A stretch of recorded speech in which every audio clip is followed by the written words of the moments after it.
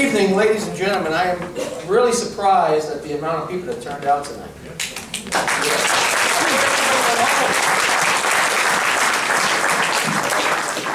Before we start, I thought we should take a moment to say a prayer for the victims and the families of the victims of the terrorist attack that took place in Boston on Monday afternoon, and also for the explosion in West Texas this morning. So let's just take a moment of silence.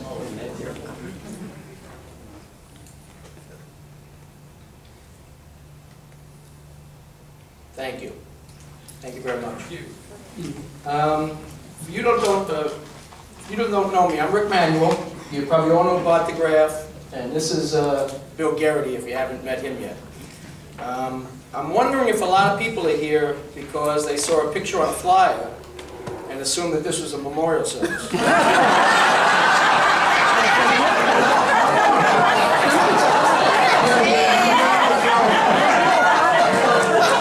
He's still with us. He looks pretty good, don't he? He does. The reason we're doing this, Bart and I, we've been fortunate enough to know Bill the last few years, and we've heard some wonderful stories of his career in motion pictures and the television industry.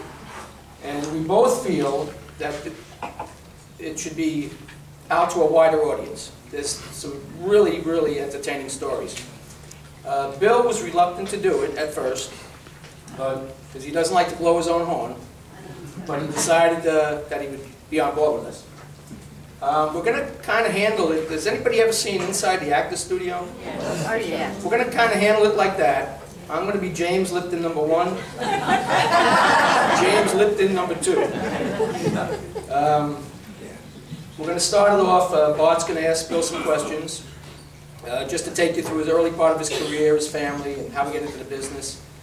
In the middle of it, we're going to go through about, I think, 10 or 11 stories that we put together that I think you'll find entertaining. I put a copy of them on most tables, but I didn't expect this many tables, so we ran out of copies. I apologize for that. And then afterwards, Bart and I are going to ask another series of questions. Favorite actor, favorite actress, stuff like that. We're not going to ask the 10 inane questions that James Lipton asks, like, what's your favorite curse word? What's the least, what noise don't you like? We're not going to do any of that. So, and at any time during this, if you have any questions at all, please feel free to ask them. That's why Bill is here. It doesn't have to be on anything we have on the script. It could be on any other movie that's on the sheet. And just feel free to do that at any time. Bill also wanted me to say one other thing. Bill was a director. He wasn't the main director on the movies he worked on. He wasn't in TV shows. And he wants to make that clear. He was an assistant director, production manager, producer. Very important roles, but he just wants to make it clear that he wasn't the main director. He doesn't want to take credit for something that wasn't his. But I read what an assistant director does. I don't know what a main director does. This guy did everything. Before we continue, I'm just going to read some names of who Bill worked with over the last 40, 50 years. And if this isn't a who's who of Hollywood and the TV industry over the last, 40 years, then nothing is.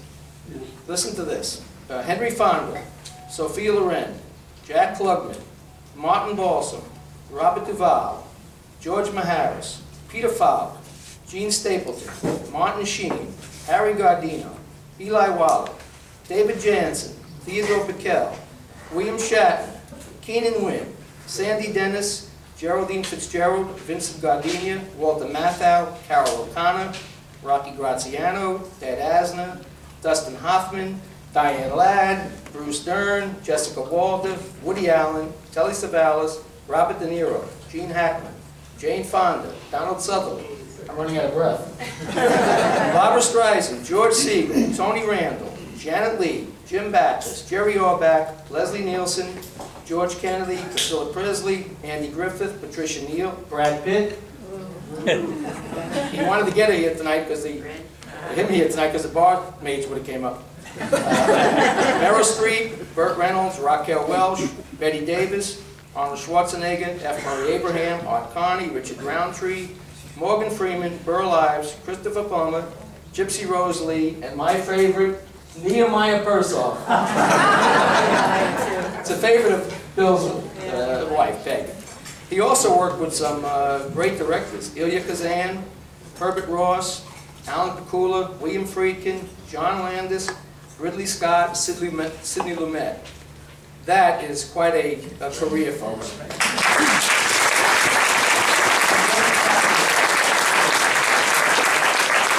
So we'll open it up with Bart taking us through the early part of Bill's career, and we'll see how it goes from there.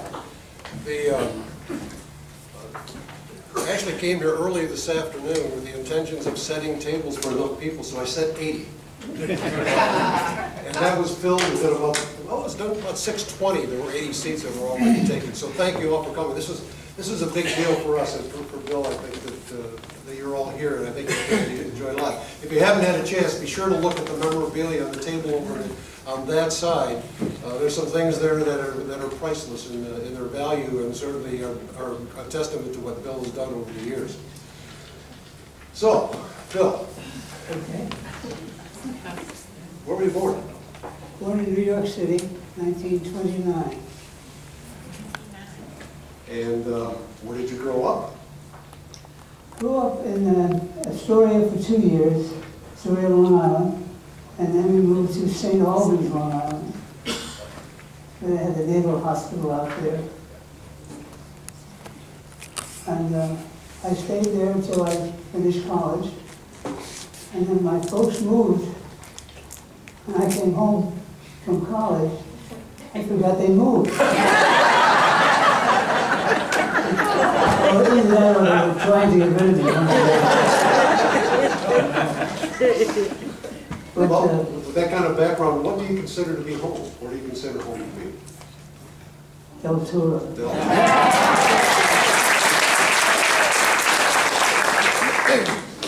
How long have you been here? 7 years.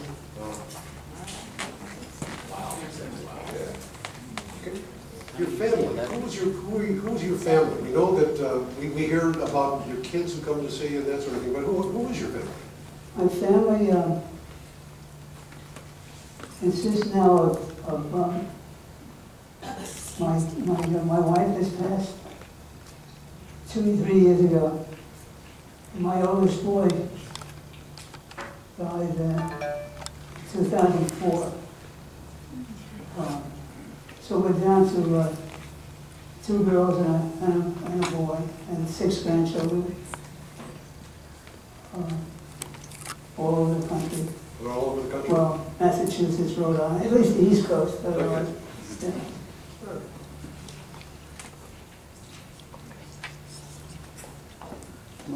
When did you start in the career and how did you get into the movie career?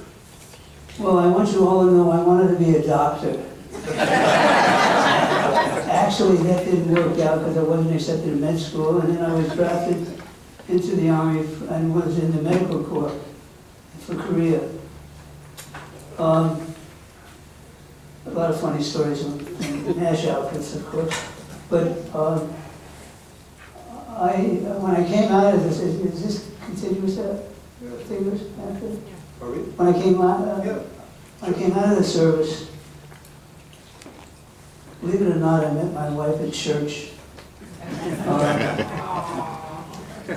think I tripped her, or she tripped me. But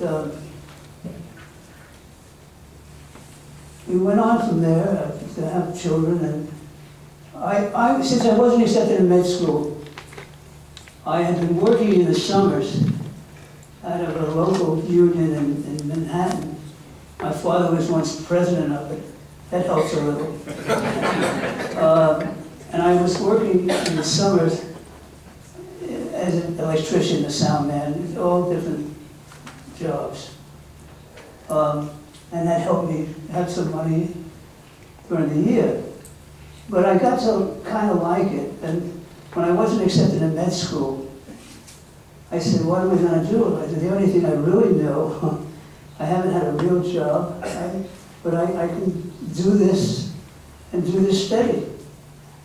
Now, I'll tell you why I stopped being an electrician, because one night in Manhattan, we were doing a film, and I was pulling the cable through the streets of New York with all the junk and everything else compared to it. And I said, I must be able to do something better than this. I can't do this anymore. No more. Anyway, I put an application in for an assistant director, and I had enough experience that they accepted me as an assistant director. The thing that I'm trying to equate now is not too much difference between a doctor and a producer. I mean, a doctor heals fractured bones, and a producer heals fractured egos.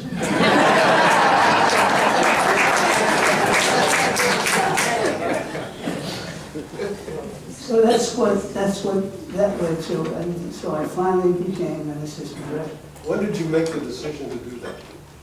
How long ago was that? What year? 1953. I just got out of the service. 53. 53.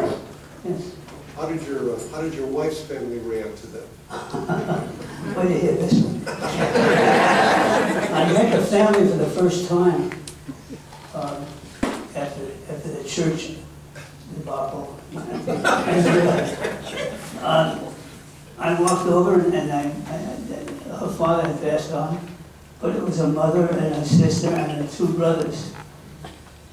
So I had to have a big meeting, I guess, with them. Anyway, they said to me, the sister got to me first.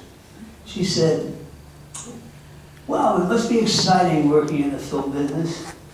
It must be really something. What are you doing now?" I said, "I'm not doing anything. I'm out of work." And the eyes were rolling. And they said, well, when will you work again? I said, "I don't know." I said, "This is when I marry my daughter." Didn't know. Anyway, I got through that quiz pretty quick and married her. Great lady. I only regret one thing. I had a wonderful career, but I was away from home a lot.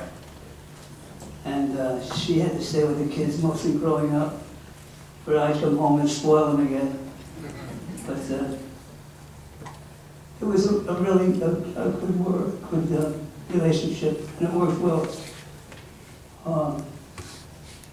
Yeah. One more question before we talk about the movies. Who was the biggest influence in your life?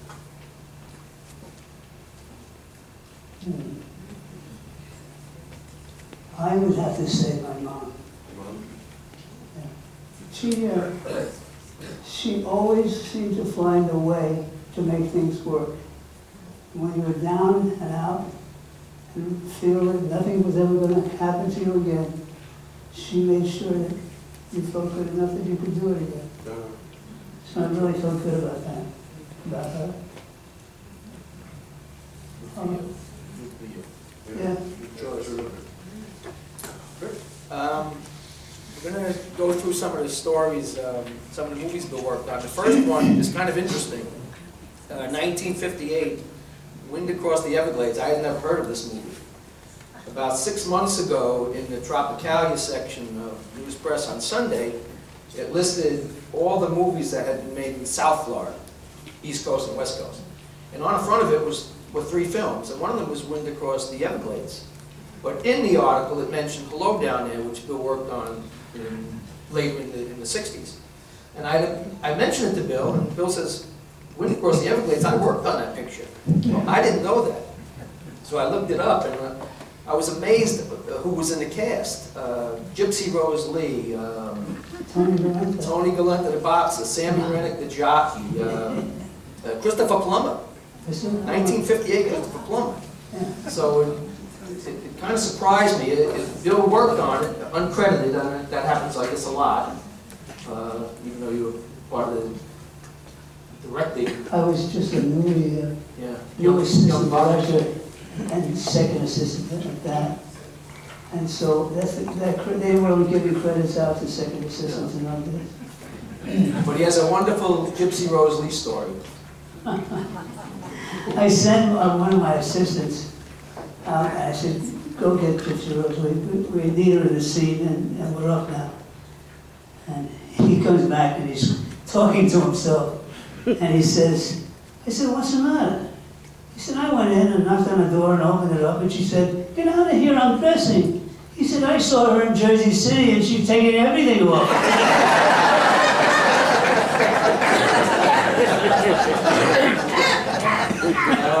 Anything else go on in the picture, Bill, after the picture was over? Did people come back to New York differently? A lot of young ladies from the Everglades went back to New York. I don't know how many. I wasn't counting. And that was filmed at the Rod and Gun Club in... Oh, the Rod and Gun Club is still there? Yeah. Yeah, sure is. 1959. Naked City. It's one of the... Oh. You haven't seen it, well, you won't see it now, but it's one of the greatest TV shows in the late 50s, early 60s. And Bill, you did a lot of work on that one. I did 99 shows. That's a lot. And we had some big stars that are today, big Yeah. stars that were working. Because if you had a prestigious television show in those days, a lot of people, Hollywood people or New York people would want to be on the show because it was well recognized and everything else. But what do I have? West Side Highway. Shoot out Oh, yeah. West Side Highway. Now, only in New York, I guess, can this happen. You know, I mean, just with shooting a scene where we're on top of West Side Highway in New York City, and Peter Falk, who was in the film that day, he was what we call a silent bit. He had no lines in the movie. That's how young he was in those days. He didn't have any lines at all. Anyway, he was on a rooftop as a bad guy, and we had cops. I had the camera up on a highway, and cops, we had fake cops shooting blanks, shooting at him and ducking and shooting and ducking and shooting. And a car comes by and says to one of the policemen who's shooting, "Excuse me, officer, you tell me how to get to the West Side Highway?"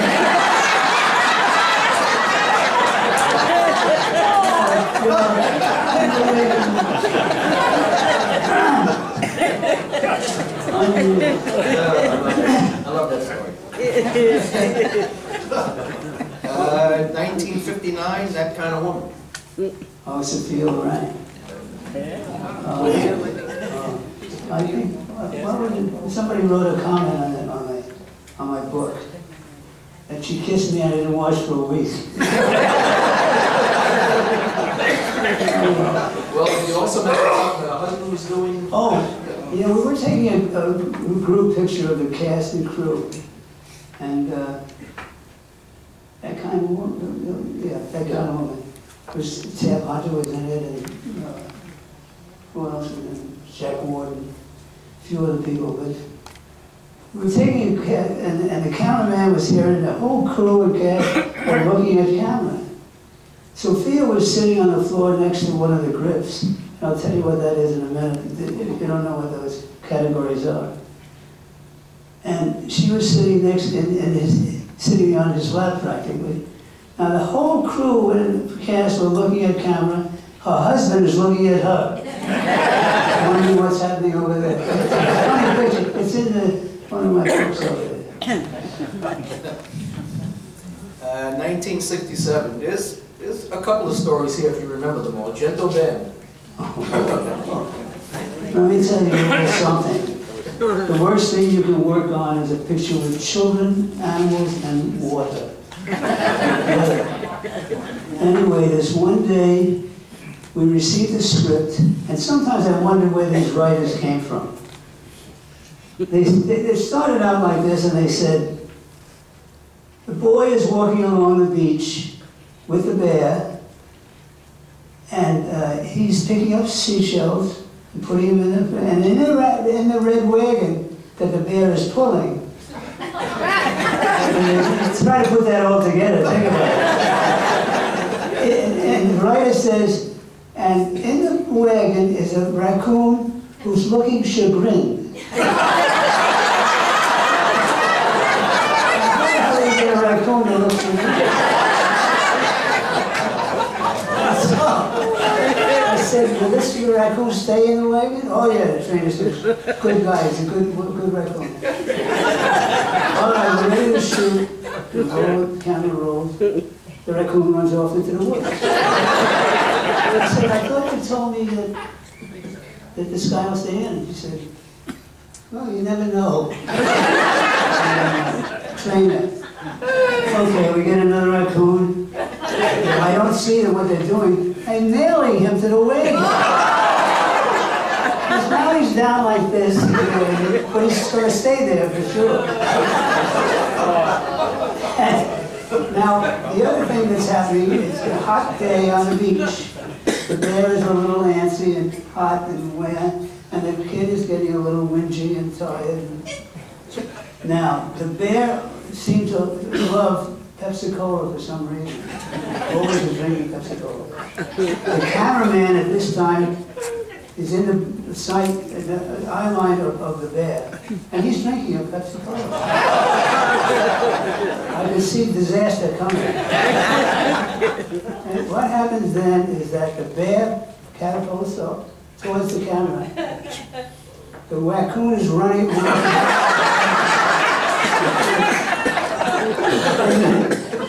and the bear hits the cameraman, knocks him down, grabs the bottle. The kid is on the floor by this, on the sand. And so I said to my assistant, I'm going back to the office, call me when you get this shot. I'm going to say it over now.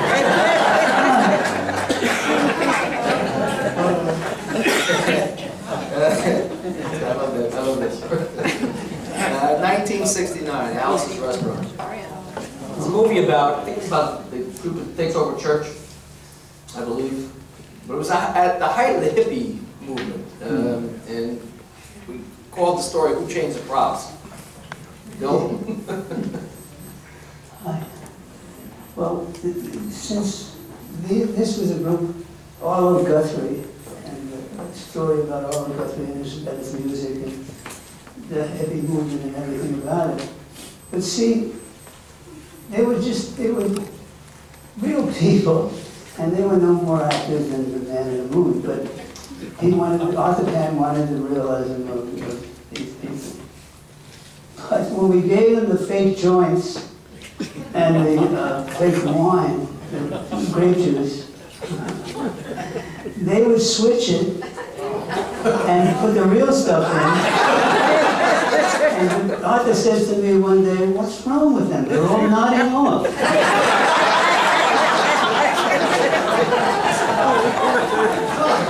So, that was my job to tell them, sorry, but they took their own stuff. How about 1969, Hello Down There? Hello down there. Janet Leigh. Janet Leigh. Janet Leigh. Janet Leigh and Tony Randall, huh? Yeah. Oh, yeah. Usually, this is a kind of crazy little thing, but Janet Leigh and I had a little thing going. I said to her, you know, I think I'm falling in love with you. And she said, I said, I hate your husband. She said, so do I.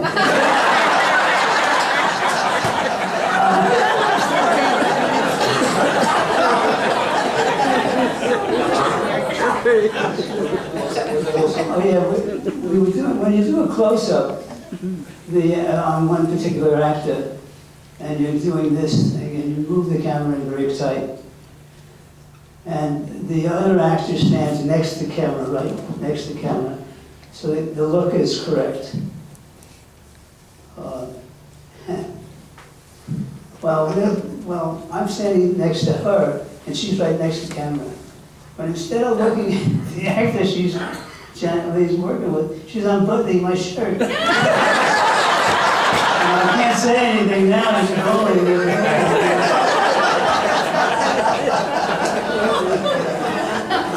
You can only see me saying, no. People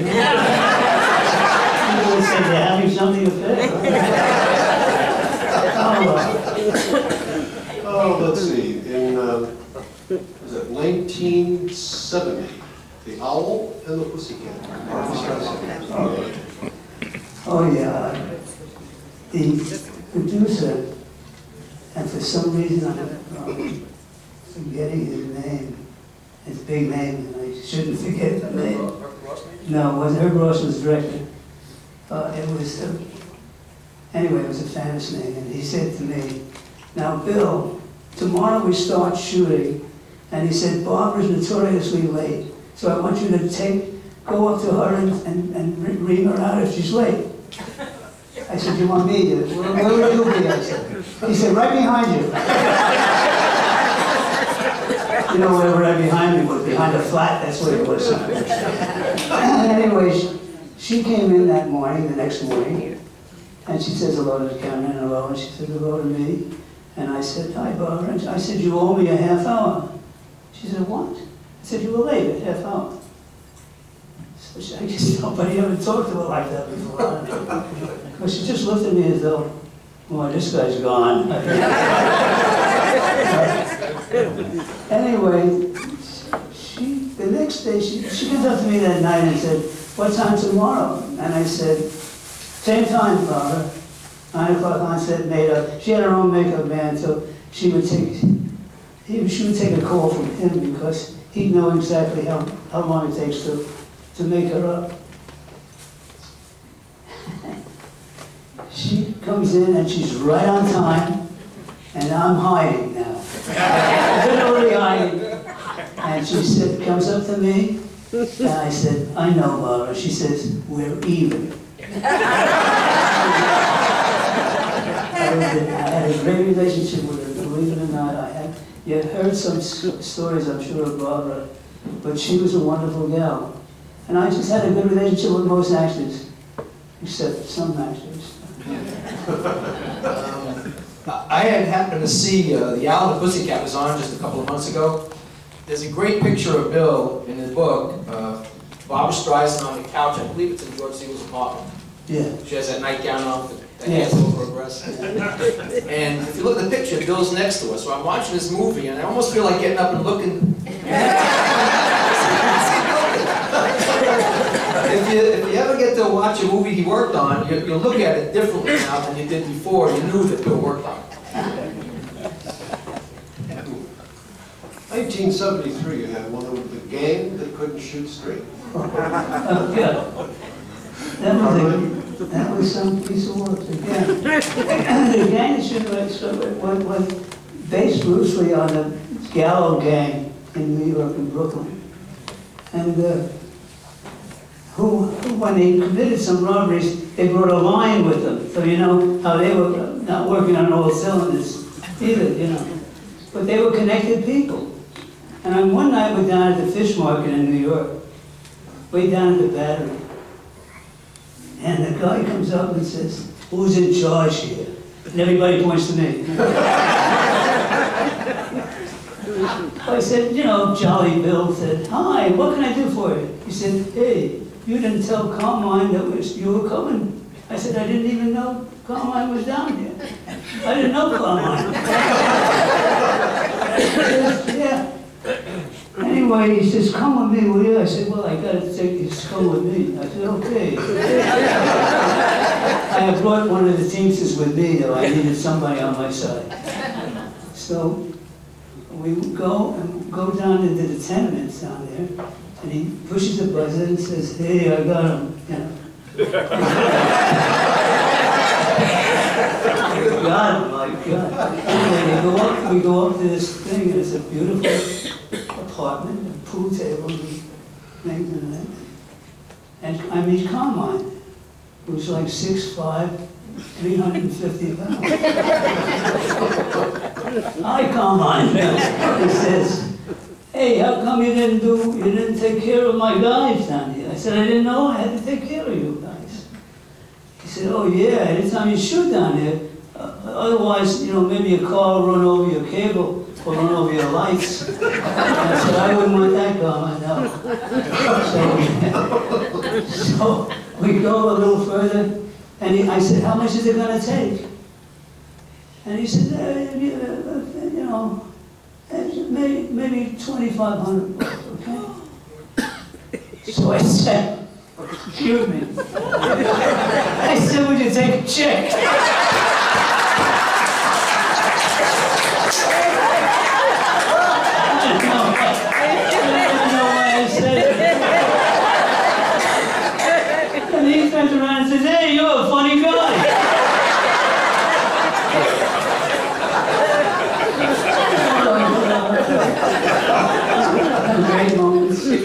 heard a story, they were filming The Godfather, I think around the same time. Oh, yes. And correct me if I'm wrong, but this is what I heard. You had a choice of working on either one, and you said, I'd rather work on a gang that couldn't shoot straight, because nobody's going to remember The Godfather 40 years from now. Might well have been, because I interrupted a phone call with Francis Coppola, and he was wanting, Al Pacino wasn't working out too well for him. And we had Bobby De Niro in Gang Couldn't Shoot Straight. Another thing that I was in, but they cut me out at the last minute. I guess they figured De Niro was better than Gary. Anyway, De Niro, they wanted him for... oh yeah, they wanted him for Coppola one of them. But I couldn't make that decision as a studio decision. But, I mean, that's a big decision to make. And why would they give up De Niro anyway, you know? I was in the shop. The scene was this. He was dressed as a priest. He had to get this letter that had money in it, and it was put into the mailbox. Now he's around as a priest, and I'm the postman. Now, how in God's name they expected me to portray to the audience I'm from Northern Ireland? I mean, if you're either from Ireland or you're not from Ireland. I don't know. Anyway, my lines were, keep your filthy paper stands off the United States mail. That's pretty bad, isn't it?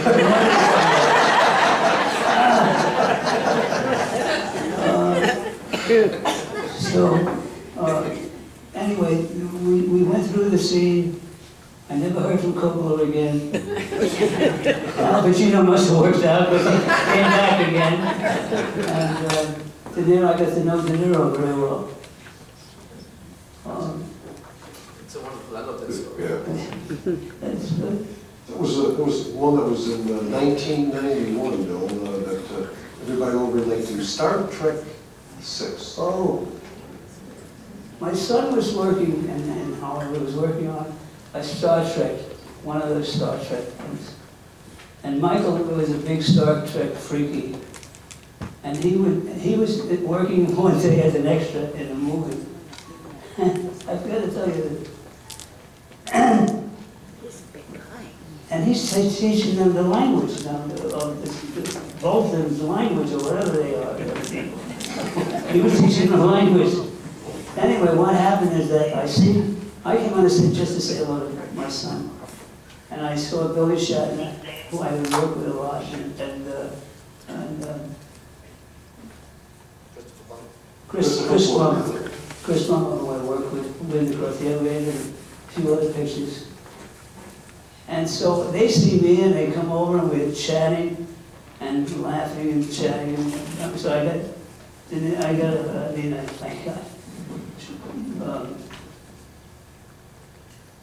oh my God, I forget who I got. Plummer and Billy Shatner. And we're talking and laughing and talking about old times. And the director comes up to me and says, "Can I please have my actors back?" I said, "I'm sorry, yeah, I don't do all that." Oh, one of my favorite stories, Bill, the one about from Dead Again with Emma Thompson. What's that? Dead Again with Emma Oh, Thompson. Dead Again. Emma Thompson. That was Emma Thompson and Kenneth Branagh, and wonderful people, and she was a very funny lady. We had just moved into Paramount lot, and I got my parking space. And she comes up and she says, "Oh, Charlie, could you help me get the parking space?" And I said, "I'm sorry, Emma, I'm Bill from production, not Charlie from transportation." Oh, she says, "Oh, God," she says, "you know, I make a point of knowing everybody's name." She said, "I'm embarrassed now that this happened." Because she said, I'm very good at it now, and I remember, and I associate people with all their positions. And she said, "This will never happen again as long as you can help me." And I said, "Oh, that's okay. Don't bother with yourself." I said, "I'll try to get the parking space for you." So she said, "Fine, thanks, Charlie."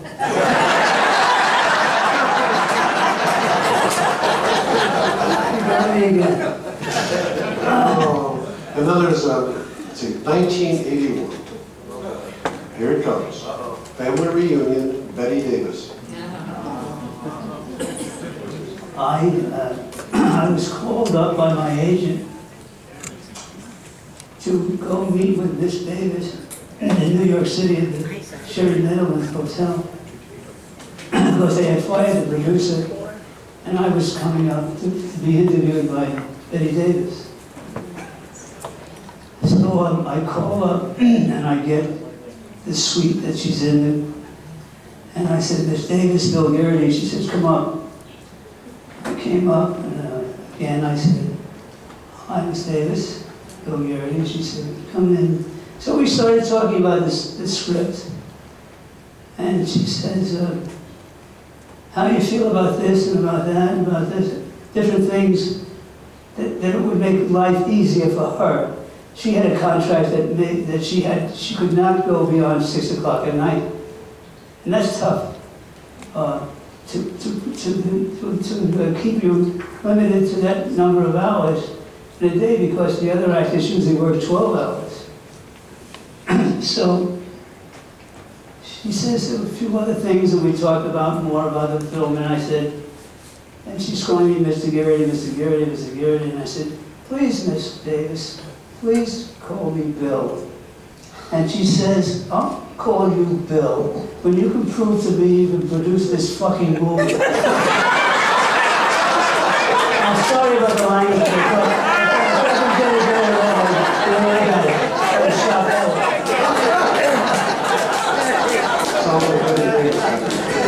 Betty Davis, a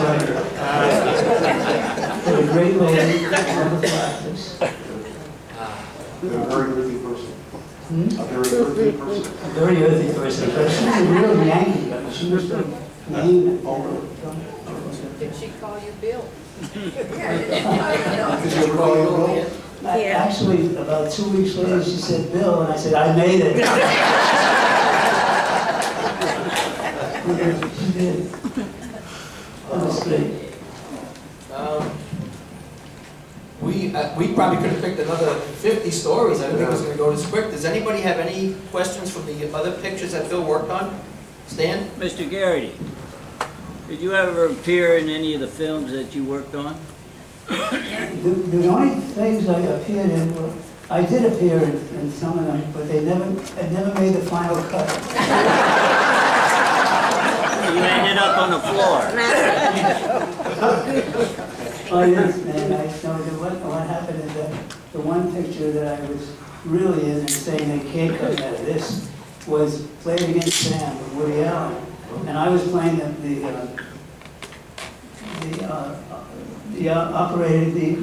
police captain in France at the airport, who was the actor. Dave, who's an actor?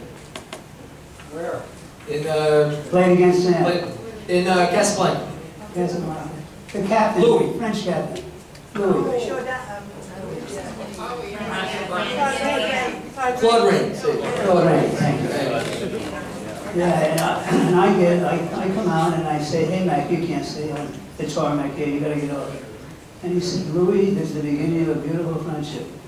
And the camera goes up, you know, and I figure, whoa, this is the end of the movie, they can't cut me out of this one. And they did.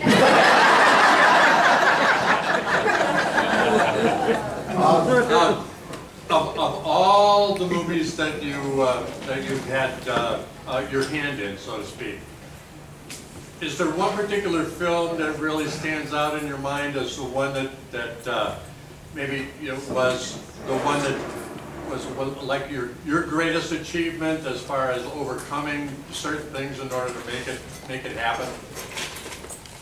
Yeah, I think I'd have to say Sophie's Choice. That was a great movie, and Meryl Streep is a magnificent actress. And so is Kevin Kline. Yeah, I'd have to say Sophie's Choice because we ran across financial problems too at one point. And when you're over, and we were in Zagreb, we filmed it in Zagreb, and we had to go along and look at Auschwitz and a few other places, and it was kind of upsetting to see all that stuff. But it had to be done because we had to duplicate it. The prison in Zagreb. But all in all, I think, I don't know if there's any other movies you want to talk about, but I got a question. I grew up in Brooklyn. That great, thank you. Plus that one. That great chase scene in The French Connection. Were you there when that was filmed? Were you on that location? yes. How did you do it? You chase? Yeah, that great car chase. With the subway coming overhead. Very casual, you gotta do it very specifically because New Yorkers would go between cars. And they'd drive a bump one right, you know, like they had the carriage with the baby in it. Yeah. That was an actor. No, that was, With the carriage with the baby, I hope that was an actor. That wasn't a regular New Yorker across oh, the street. no. was it? We weren't that crazy. They are. Yeah. Hey, Bill, what made you move to Hollywood so late in your career? That's a good question, and I'll tell you why. I wanted to see Hollywood before it destroyed itself. Okay. I felt, and I felt that with all the conglomerates that are now owned, like Sony owns Columbia and Paramount, and I guess what they had at that time when I was still working. But and it's not fun doing pictures with people who are not, savvy enough to make out budgets, because budgets were one of the first things I used to do in a film. I would get the script, they would give me the script right away. And this is when I was a production manager, and I can probably talk to you more about credits. But now I wanted to just explain this. They give you I get the picture and budget it, and then you hand in the budget to the studio, this place, Paramount. And they either okay it, or they say take more money out, or whatever else. And then finally, if you got the green light, then you had to really catch up sometimes, because you needed a lot of prep time on some of these pictures, especially Sophie's Choice. Meryl had to learn Polish and German. And when we were there, we were out one night and at a dinner. There was a marriage party going on, and they recognized Meryl. And they asked her to come over to the table and say something if she would. And she went over there and she started speaking Yugoslavian. Back to the table. Meryl's one of those that who leaves the table and says, "I'll be right back." And then she goes out and does 110 scenes, weeping and gnashing of teeth. And she comes back to the table and says, "Now where was I?" That change is incredible.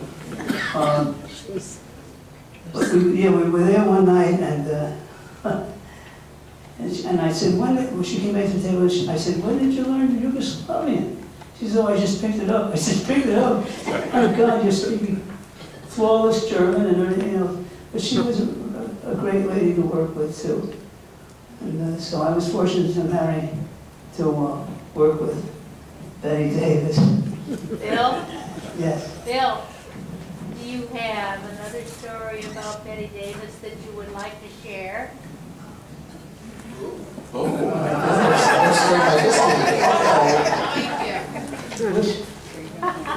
Which one? Betty Davis? Another Betty Davis story that you would like to share when she invited you up? Oh, she might Clean it up, Bill. Oh, God. You can't share it? No, I know, I can't remember it.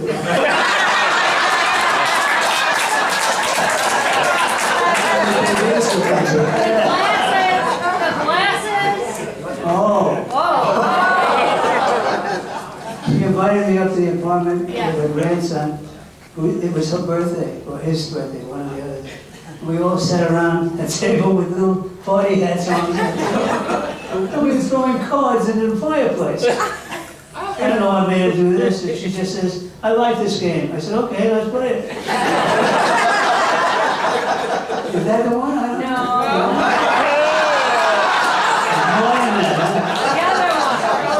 What's in the other one? And you whisper in my ear? Yeah, She no, threw the a one glass? through the glasses.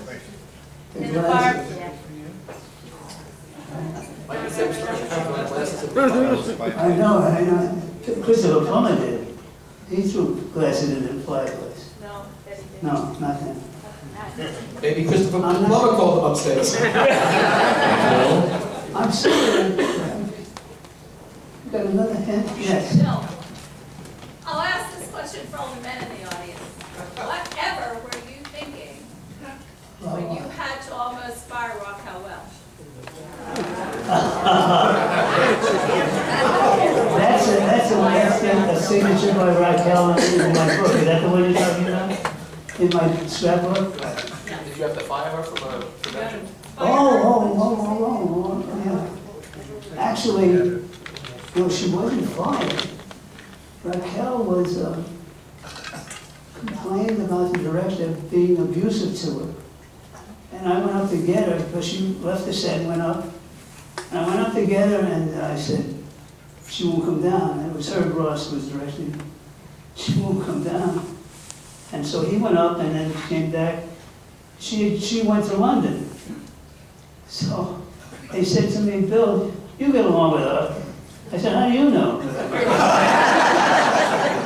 I said, she says, you gotta either go to London and get her, bring her back, or call her on the phone and get her back. So I did make a call to her. And I just said, you know, you're ruining your career. This is silly. You're complaining to us about a director being abusive to you. That could be anything. I mean, he could be hitting you and whatever, you know, or physically, not physically, but mental abuse, whatever. Because she was not the greatest actress in the world. Anyway. She didn't have to be.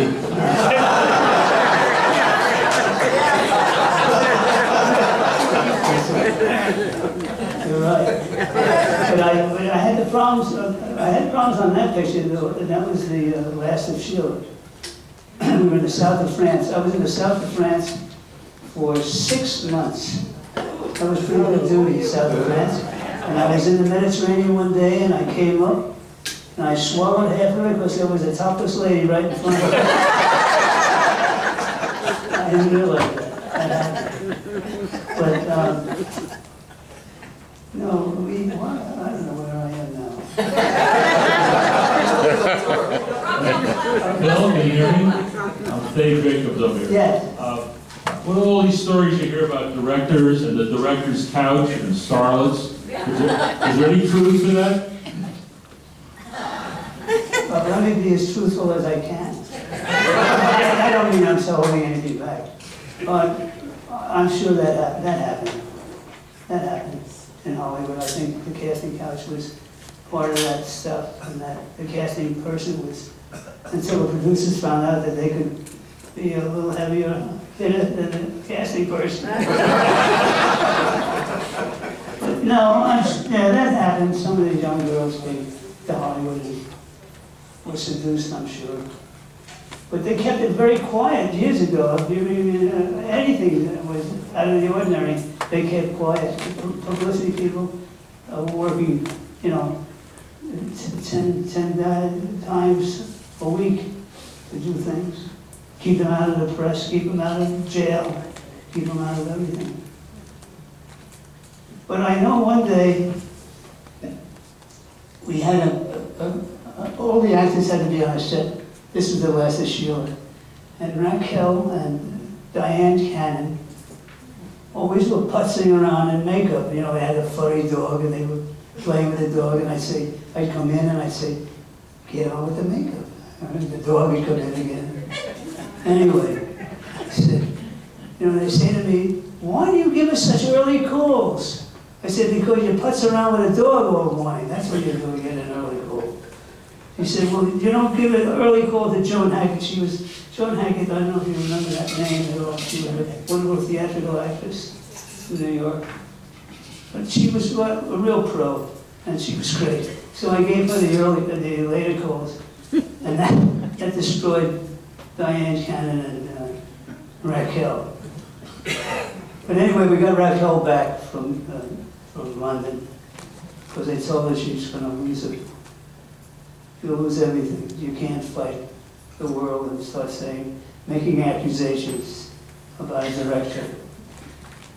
I know it doesn't sound fair that way, but I would say in this case, I don't know really what happened because I wasn't up there, but I do know that she would be not, she was a little flaky anyway. I'm sorry I have to say those words, but it's true. You said the F word before, I'm sure you said. I apologize. That's two F words. Bill, I know you worked on Clute with Donald Sutherland and Jane Fonda. Yes. About the time Jane Fonda went to North Vietnam, what did you think of her? Next question.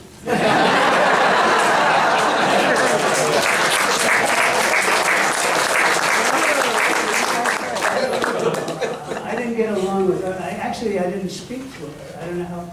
The first assistant, you're supposed to be able to work with your stars. She had the Panthers one week and another group another week, another thing, and she was smoking dope in the room, and it got to be crazy. Just crazy. And then when she then goes off and does that whole thing in Vietnam, crazy. Did Donald Sutherland get along with it? No. The crew put up American flags on the set. And Donald Sutherland put up the Canadian flag.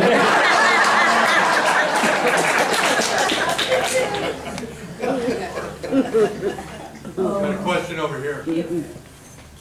Right there. Bill, Jerry and I saw Seven, and we were scared out of our wits.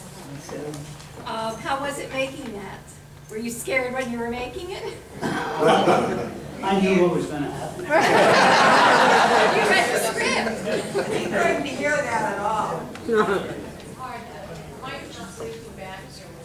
He didn't hear you at all, James. I just said that when Jerry and I saw Seven, it scared us out of our wits, and I was wondering how he felt during the making of that movie. Yeah, Seven was a movie from 1994 maybe with Brad Pitt. It was 96. Yeah, Brad Pitt. This was in Brad Pitt and Morgan Freeman. This is in your Hollywood years. Ask him how close they were to Brad Pitt. Well, my wife's name is Esther Williams. I was wondering if you had any Esther Williams stories. Hopefully not about my wife. But I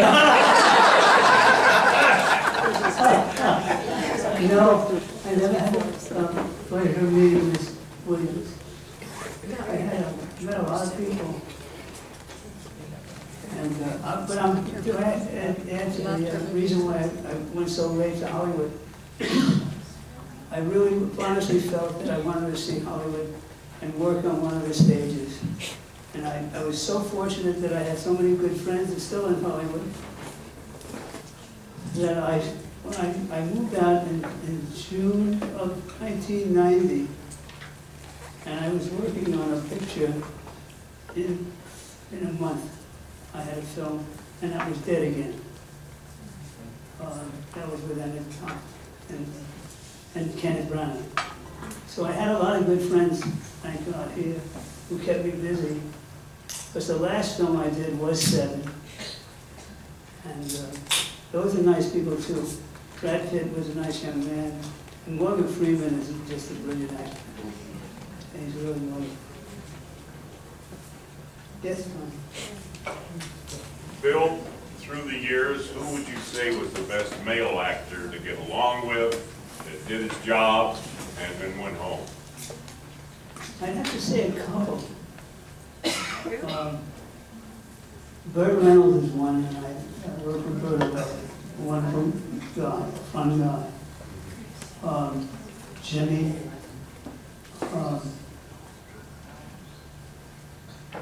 Who else? Oh, James Mason.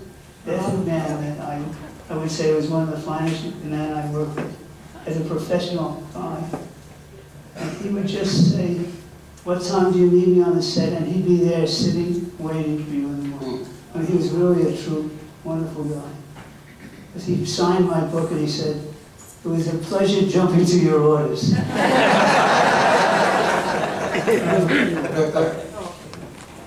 Bill, you were at our house for dinner one night. Somebody asked you who was the nicest person you've ever worked with. And afterwards you said to me, everybody asked me that. Who? So I'd like to ask you, who was the most difficult person? Okay. The question was, who was the most difficult person you ever had to work with? I think it's evident that Miss Fonda was one. And the other one was, God. Boy, I hated him too, and I don't know what he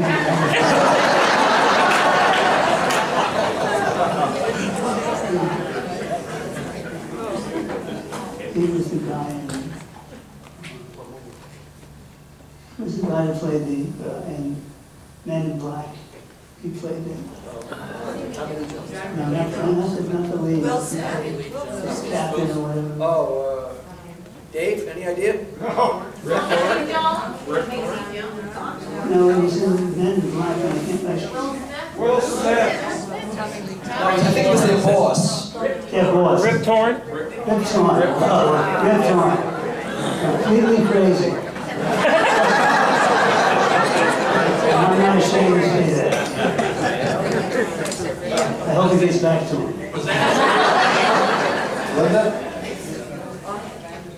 Bill, do you keep in contact with anybody from the old days? They're getting less and less around. I still have a friend of mine in Hollywood now who calls me every day. Really? Yeah, and I've known him for 60 years.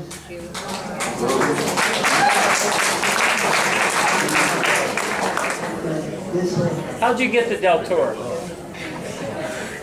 Since I worked on Wind Across the Everglades, I've always liked, and I did the Channel Ben series, but that was done in North Miami, in the studio there.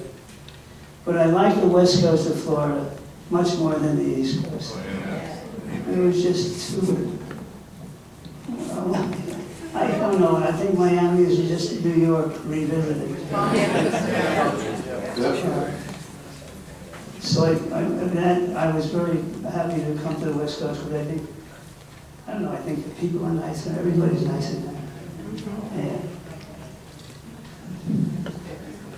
Alice? Did all the directors and crews stick together from movie to movie, or were they all different each time? Oh no, everybody was different. I'm glad you brought that up though, Alice. What I'm trying to explain now, the titles, the different titles, the producers. And if you'll notice on a lot of films, you'll see executive producer, co-producer, producer, line producer. You got a lot of different producers, but most of them are not working people. Most of them are friends or people who, now if you're dealing with an independent producer, he's the guy that's really the head man, because he's the one who got the script or the book or the article, whatever it was. That producer is the real producer. And then he's the one who gets it to a studio, and he brings it to a studio and has them either finance it or independently finances it. But most of the other producers that you see on there Put your back on the chair. is somebody like myself, a production manager, who gets, if you want to get another title as a producer, you usually get a co-producer or an executive producer title, and it gives you another salary, another steps. So there's an incentive about working with somebody who you do all the work for anyway. But if it makes you a co-producer, you get an extra paycheck. So that's how the producer thing is. The director himself it's why I think I asked Rick to mention that about feature directing. I did not, any of the feature films you see, I did not direct. I was either a production manager or a co-producer or something like that, or assistant director. The director, though, is the be-all and end-all in the feature productions. Unless he's a brand new director, usually the directors get what they want. And especially if they're a Spielberg or somebody like that, you get pretty much so what it is, and you get his interpretation of the project and what he really wants out of it. The directors usually, what happens is that I used to get a script from my producer who would hire me. If not, that was the independent producer I was talking about. Now you're talking about studio producers. The studio has some producers that are on basic salary, and what they do, the studio will buy a book or buy a whatever it is, and the studio then assigns him the project. He has nothing to do with the financing. I would say the closest thing to a film producer is a theatrical producer who gets financing himself. And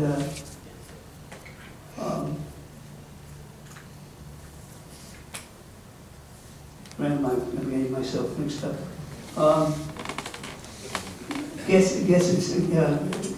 The theatrical producer is the one who's really a producer. And I'm saying that because the film producers could be a number of people who are either friends or relatives or somebody.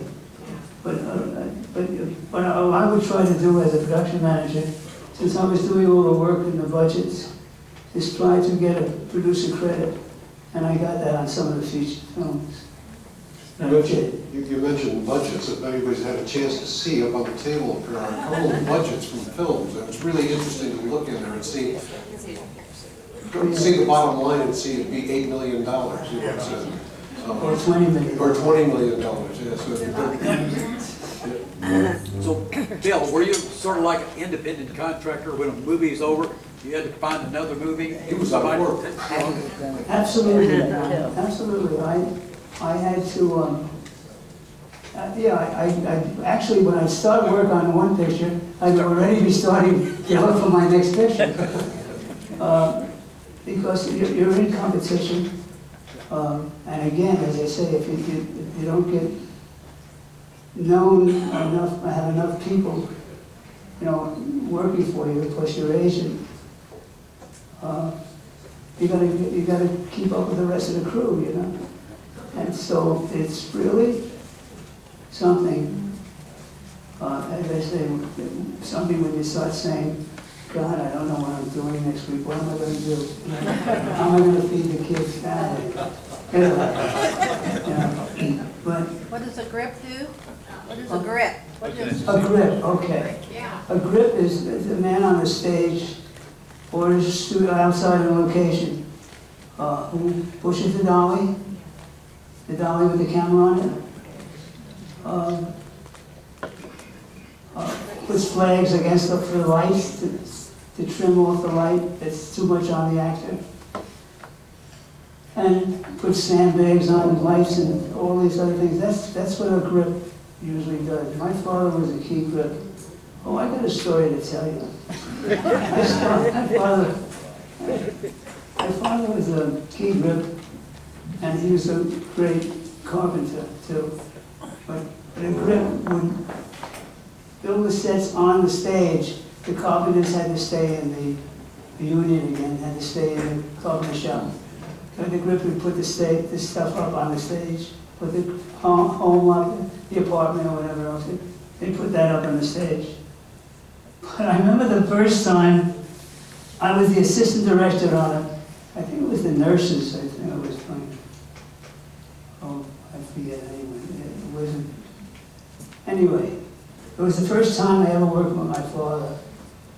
And he was in his shop, And I said, one time the director came up to me and said, Bill, let's get going, I just want to rehearse now.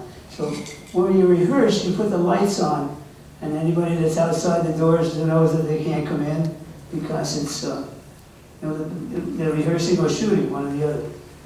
So I said, okay, fellas, knock it off, the lights are on, stop the work. Hammer, hammer, hammer, hammer. I said, fellas, I'm not kidding you. I mean, you had it for a long while. Now it's our turn. We got to rehearse with the actors. We need it quiet. Hammer, hammer, hammer. I said, I don't know what's the matter with you guys. I have to push you out in the cold or something? I don't know what I have to do. And somebody yells out, Bill, it's your father. And I said, okay, Dad, tell me when you're finished.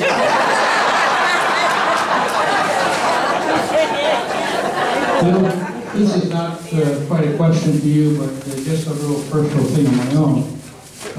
When I was a young man, I used to tease my children, you know.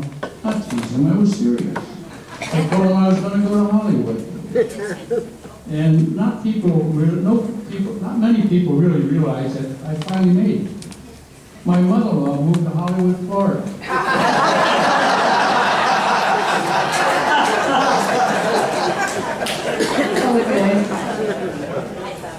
Bill? Yes. Who is one of the greatest directors you worked with? Okay. The question is, who is one of the greatest directors he's worked with? I would say Mr. Kazan, Elliot Kazan. I think one of the finest directors I've ever seen. I know if you don't know me, he did Waterfront and I don't know how many other big pictures. Oh, it was Baby Doll. Baby Doll, huh? Arrangement, he might have done that, yeah. But I worked with him on Facing the Crowd. And that was the very first film I worked on as a second assistant. I don't keep on remembering all these stories. That's why you're here. That's why you're here. What happened is that this was General Ben, and I had my wonderful trainers there. You know, the guy with the raccoon. He was there, but now this was a story where the plane, who has a Bengal tiger on it, crashes into the Everglades, and General Ben, the boy and the bear, are walking through the woods, whistling a tune or something. You know, the writer has said something wonderful. The boy is happily walking along, bouncing along, or whatever he said. Anyway, I said to the trainer again, my friend the trainer, who lost about 4 raccoons on it. I said, will the tiger and the bear fight? Oh yes. Okay, then I said to the people, I think if something goes wrong, you better get up high someplace, go on platforms or something. Don't stay on the floor, because these guys are going to really fight. There's going to be, okay, action. The bear is walking through. The Bengal tiger is waking up. And they look at each other, and they run into each other's arms. And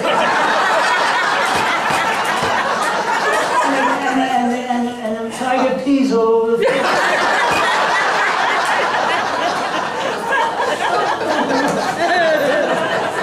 Those are challenges for you.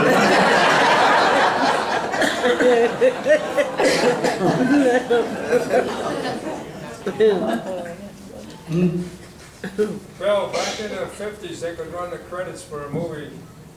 They could run the credits for a movie in about 30 seconds, and now it takes 10 minutes. Is that the union? The studio doesn't like to give out credits, but they're going to pay extra for it. But see, most of us had contracts. The Directors Guild has a contract that you must hire a first, a second, a production manager on every feature film or any television series. So you already have a contract. And I had a wonderful contract of transportation of first class all the time. I was so spoiled. Then when I took my wife, I took her on one first-class trip, she says, "You go like this all the time?" Maybe I forgot to tell her.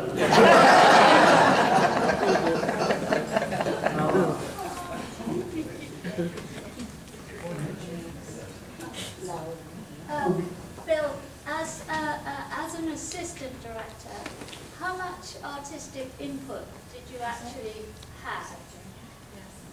Okay, good question, Jackie. Depending on the actor, depending who the actor is, or depending on the director a lot, because some directors like to give free wheeling to their actors, and doing an ad lib or improvisation somewhere. They will let that go. A lot of directors are book people, and they just go straight with the script. I mean, and I think that's a mistake, because you can't allow the actor to make some improvement. To him, the improvement is, and to make change a word or two in the script, and not change the meaning of the intent of the writer. But you're right. I think the good directors allow the actor latitude. Yes, good. Bill, editing is always kind of interesting. They shoot so many hours and hours and hours of film, and then they put so much onto the floor of the editing room. Have you ever been really disappointed by how things were, besides the ones that cut you out? Been disappointed about how the movie turned out? Editing.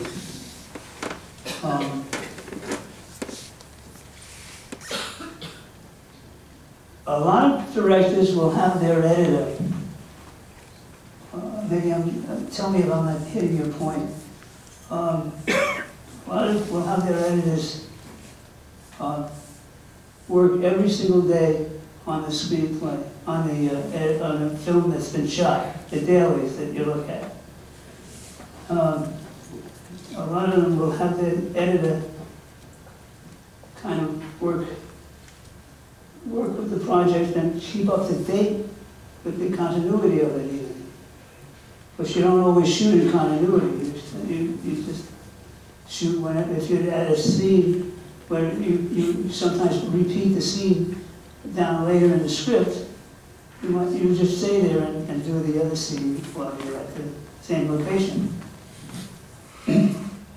But the editor is a very important guy, and that's why a lot of directors are very, very important to the director, because sometimes they'll try their own stuff and show him what they've done up to date, the stuff that cuts together we're talking about now, and they'll show him that at the end of the day. And then again, depending on who the director is, the director sometimes doesn't want the studio to see his own work every day. You have to be a pretty big director, though, to tell a studio you can't look at this stuff. Yeah. Because they're financing it. That's the hard thing. I don't know where they got that.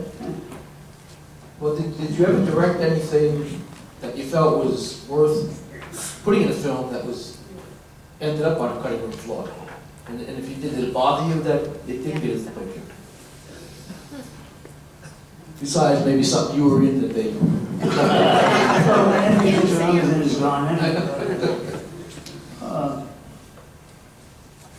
don't know how you mean that. If you directed something, yeah, and it was cut out, and you thought it really should have stayed in the movie, did it upset you? Or I'm sure it must have happened.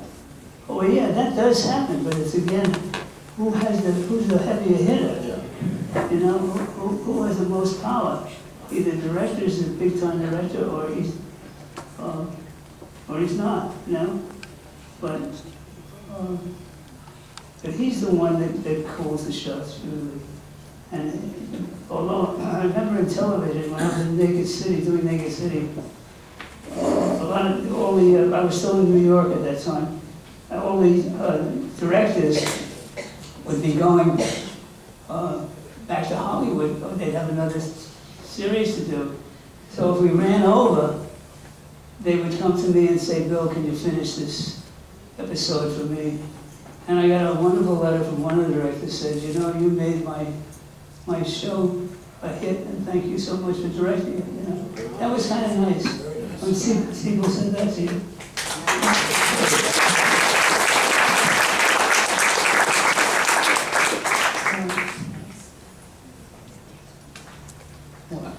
I don't have a question, but it's another story that you just brought up tonight, which I didn't know about. You worked on The Exorcist, The Heretic, with Richard Burton. How was Mr. Burton? Oh, the first day he fell down the subway stairs. He literally fell down the subway stairs. And it wasn't because of anything but alcohol. Yeah. I can say these things because I'm old enough now. How can I do it? You're not looking for work anymore. That's right. So we hope not. Question. How many versions of The French Connection were filmed? How many versions? Yeah. I saw it I saw it in the movies, it was one way, and then I saw it on TV, it was another. Then years later, I saw it again, and it had another version of that shit thing when he's chasing that guy. The language kept getting changed. The adult language got changed quite a bit on the TV. The language was changed. Oh yeah, I'm sure it is. I'm sure it is when they dub it, and by that I mean when they put in the other language, whether it's English or whatever other language they put in. I'm sure I don't think the intent of the writer has changed, but I think sometimes some words, obviously in other languages, can't say the same thing that English says. You know? And so I might change it a little, but I think the studio means to be, for the writer's sake, means to do well with the writer and not take away any of the content that he has in his writings.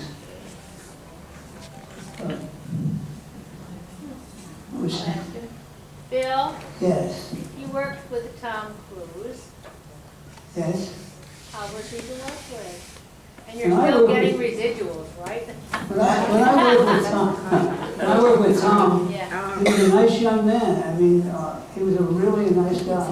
And it was a good film, like a cocktail.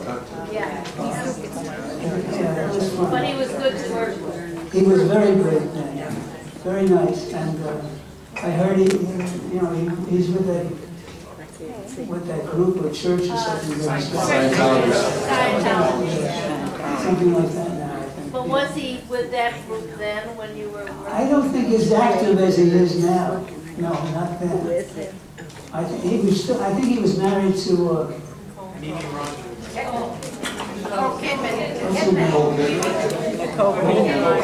No, not before Mimi Rogers.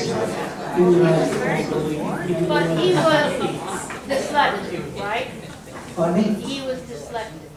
So would have problems with him learning his lines? No, he didn't, and I wasn't aware of that. No, I didn't feel that he had any problem. At least he either overcame it or maybe there's some way to do it. I don't know, but that's true. I didn't recognize that. I just knew he was a nice young guy. Yeah. Stan? Bill, have you ever been or worked with Marilyn Monroe? Never worked with Marilyn, no. Never did.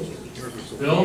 Yes. Do you get residuals at all when movies are shown again that you've been involved with? Yes, I do. I don't see all those movies.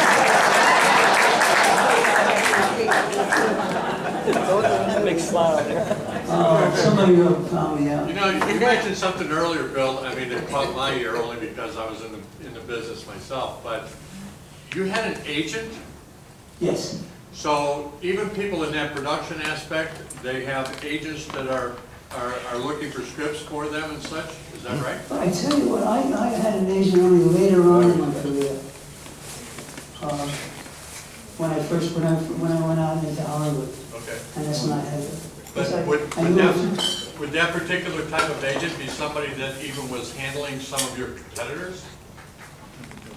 Some of my what? Some of your own competitors? Oh, yes, you're right. Yes, some of the agents handle, you know, production managers. Okay. And some hire, you know, editors. That's interesting. And, yeah.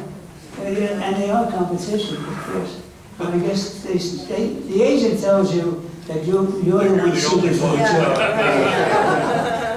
Makes you feel good that I'm the only one suited for that job. Broadway Danny Rose. Uh-huh. Broadway Danny Rose. That was a Woody Allen movie. Yeah. Well, he was an agent. That's not. Oh, yeah. Woody Allen, I did play against Sam with him.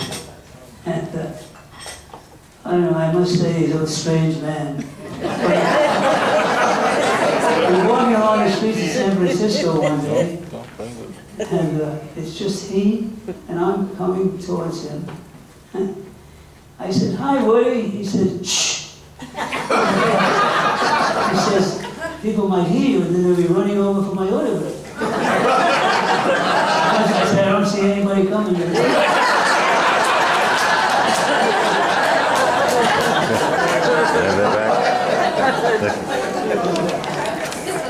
Oh, God.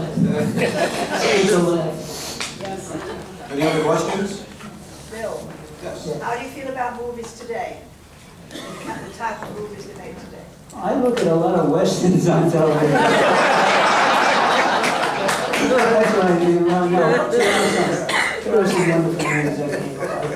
Do you go to the movies proper though, or just watch on TV? I used to go because I got into nothing. Oh. I haven't gone. No, what they sent me, oh, Dave, I didn't tell you that, Dave.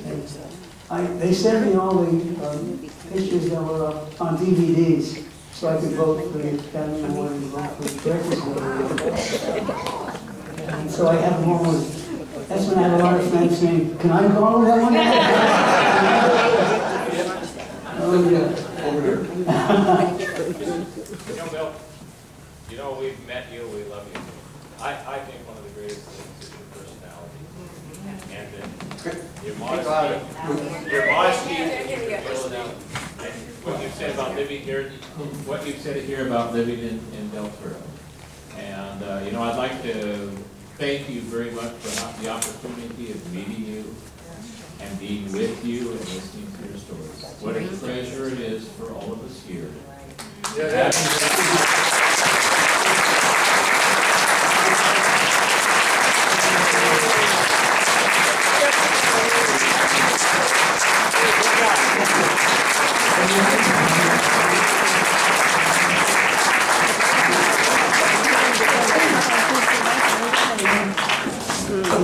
Now is the time for me to really say it. You like me. You really like me.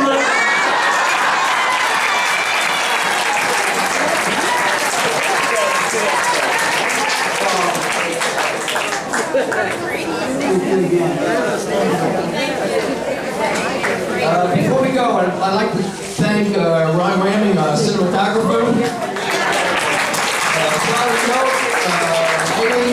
sound, No, I need it for production.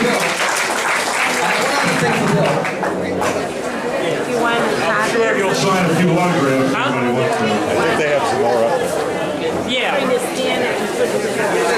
I need it for the video.